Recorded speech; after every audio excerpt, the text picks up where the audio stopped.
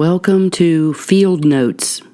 I'm Cindy Carter, and this is a companion series to Sovereign Alchemy, the 7 Phases. These field notes are where we're going to go a little deeper, get a little more specific, and look at the important things that you might want to know on the spiritual path. These subjects do coincide with the phases, so this is multi-layered work. Today, we're going to talk about epigenetics, and I promise you by the end of this episode, you might never look at your patterns the same way again. So what is epigenetics?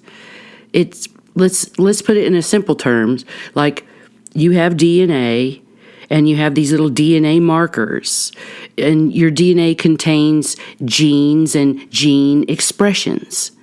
And for a really long time, science always told you, and your doctors always told you, that these genes are fixed, that you got what you got, Uncle Eddie has that, you got it too. And that was the end of the story. But epigenetics and the understanding of that blew that whole thing wide open. Because epigenetics tells you that your genes are not your destiny. They're malleable. And your genes are like it's like a library, and your life, your experiences, your emotions, your beliefs, your environment, the choices you make, we could call those all the librarians, like the many librarians that work there, right? Each librarian has its own focus, its own understanding, and its own motivations, just like each DNA gene. So they get to decide which books get pulled off the shelf and which ones stay closed, which ones get highlighted in the middle aisle and explored, or those that get deep sixed in the back of the library. So it's the same library, but it's a completely different story depending on who's running it. You see, you could be the head librarian. So you're not the victim of your genetic inheritance. You're the alchemist of it.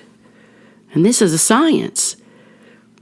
So here's a few little known facts, and this is where it gets kind of interesting because most people know epigenetics affects things like their diet and their stress levels, maybe tendencies for health, predisposed diabetes or whatever.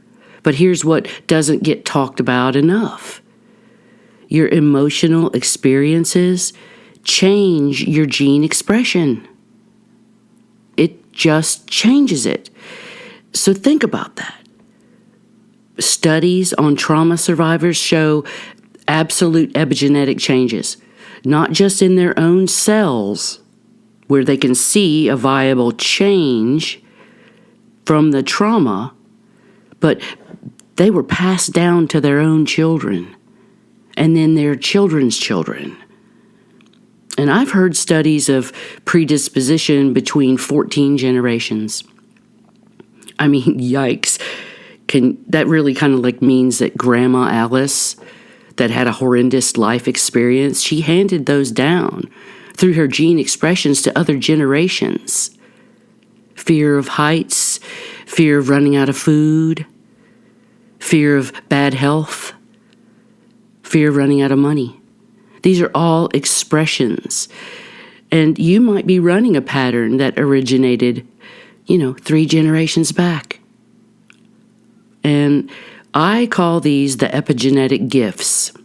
Because if it's a gift, and then you own it now, it's yours, it's your responsibility, not my liability.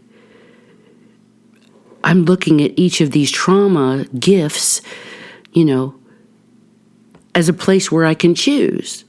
I choose to get rid of it at any time I want without anyone's permission. The one who gifted it to me or anyone who, helps traumatize. Without permission, I can do this. So think of like all the lifetimes of scarcity like that has been going on. All the lifetimes. And then maybe some lifetimes of being difficult like trusting love, or a tendency to go silent under heavy pressure. You might have a hair trigger for anger, but your inheritance may be rich with trauma. But here's an extraordinary part. It works both directions, because your healing also passes down to every generation. Your conscious choices also pass down and across. Every time you heal yourself of some epigenetic tendency, you heal those in your direct connection. Family connections, friend connections, but familial connections are very strong. Even in estranged situations, there are cords. And every time you heal yourself, every time you choose awareness, just simple awareness, making a different choice, like overreacting, instead of reacting, you find something else to do. Every time you decide that this pattern stops here, you're literally changing the epigenetic signals that your body is sending out. So in the moment, you're able to change it. Changing the energy, going in the cell and going out of the cell. Transmutation. And potentially to those who are connected to you. So this is about calcination and the cell. Calcination has everything to do with the cell. Because when we activate this awareness, the moment the fire turns on and you start to see it clearly, well, here's what's happening in the cellular level. For years, maybe decades, your cells have been running a program. Just moving along year by year, and then all of a sudden, a suppressed emotion that you've pushed down, the cell logs it. A belief that you inherited gets reinforced, the cell logs it. A pattern plays out again, the cell logs it. A simple brain wave pattern that is consistent over and over and over, that's a negative thing, the cell logs it. And over time, that log becomes the default setting. And now the library's log is now full. And the body starts running the program automatically without your choice. Before you even have a choice, your body is going to do this. Your cells are going to activate before you even know what happened. That's why calcination can feel so damn disorienting. Because when awareness activates, the body starts stirring all of that log data all at one time. The tension, the dreams, the emotions from nowhere, the restlessness, the unsettledness. Wow. The library seems to be reorganizing itself. So if you're going to be the head librarian, you might want to do something like, now this might sound crazy, but talk to your cells. Literally. Because your cells are listening. They respond to your intention. They respond to conscious direction. They respond to love. Something as simple as placing your hand on your heart and taking a breath and saying quietly, I choose differently now. This is a conscious direction. And you're activating something very important inside you. You're growing what's already there with your attention.